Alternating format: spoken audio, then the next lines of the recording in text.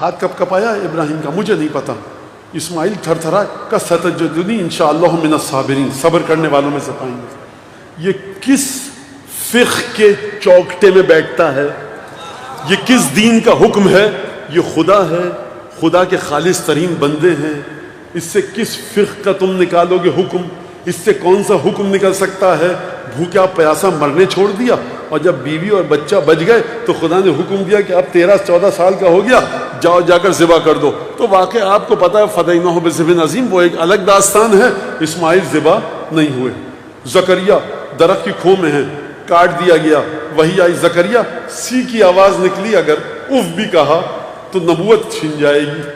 زکریا خاموش بیٹھے رہے، آرے سے کٹ گئے. یحییٰ جیسی اولاد دی گئی، جوانی میں سر کاٹ کر ایک بدکار عورت کے سامنے تحفے کے طور پر بھیجا گیا. یہ کیا ہو رہا ہے؟ یہ اہل بیت کی حدیثیں ہیں، ان کا برداشت کرنا کٹھن ہے، بڑا مشکل ہے ان حدیثوں کو برداشت کرنا. کس طرح سے برداشت کریں گے آپ؟ نبی کے بیٹے ہیں قابیل اور حابیل، قابیل نے حابیل کو قتل کر دیا. پروردگار جبرائیل کو بھیج دیتا کہ قابیل سے ہوشیار رہنا. پروردگار نوح کے بیٹے کو ڈبا دیا. پروردگار نے کتنے کام کیے قرآن مجید کے اندر. وہ ہے، اس کی مشیت ہے، اپنی مشیت کے آگے وہ کسی کو نہیں دیکھتا. تو یہ بات سمجھ میں آئی. لہٰذا کربلا کی تحلیل کرنا چھوڑو، امر الہی سمجھ کر مطالعہ کرو. کربلا ہے امر الہی. کربلا سے کسی فقہی قانون کا استخراج نہیں ہوتا. وہ صاحب جا کر اپنے دماغ کا علاج کرائیں کہ جو کہیں کہ سید الشہداء نے اپنے چہرے مبارک پر خون ملا تو اپنے آپ کو نجس کیا، پھر نماز کیسے پڑھیں گے؟ تمہاری پوری کائنات کی نمازیں ٹھوکر میں بہہ جائیں سید الشہداء کی. آپ بات کریں سید الشہداء، آپ کی توضیح المسائل کے مطابق چلیں گے.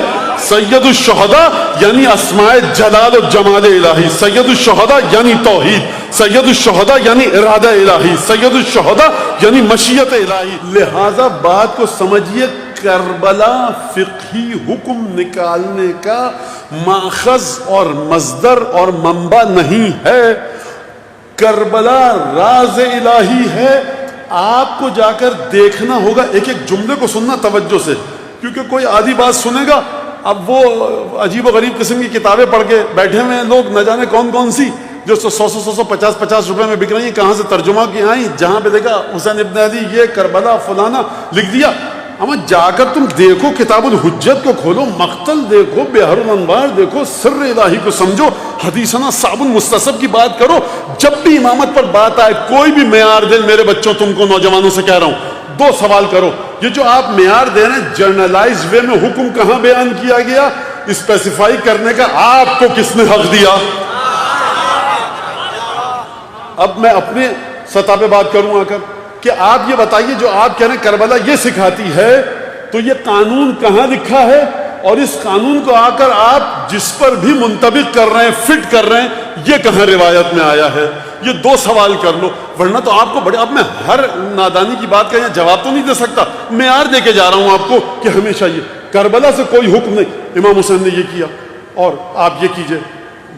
کسی کے ہاتھ پہ چوٹ لگی ہوئی ہے، اور اس طرح بی بی زینب نے دروازہ کوفے کے پیچھے نماز پڑھی تھی بیٹھ کر.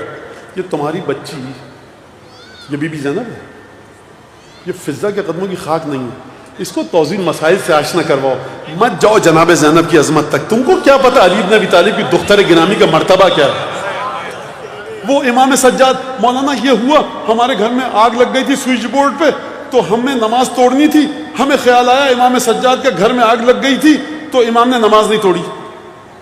نکالو اپنے ذہن سے یہ لاتعداد مزخرفات. تم امام سجاد ہو، تم سعید بن جبیر نہیں ہو جو امام کا غیر معصوم صحابی تھا. تم توضیح مسائل کے مطابق چلو، تم فقہ کے مطابق چلو. یہ کس نے کہا ہے کہ ائمہ کی وہ کام جو امام اور خدا کے درمیان راز ہے، تم ان رازوں کو اپنی زندگی میں لاؤ؟ یہاں پر انبیاء کے شانے لرزنے لگے ہیں اور تم اپنی اس ناتوانی کے ساتھ اس راز کو اٹھانا چاہتے ہو.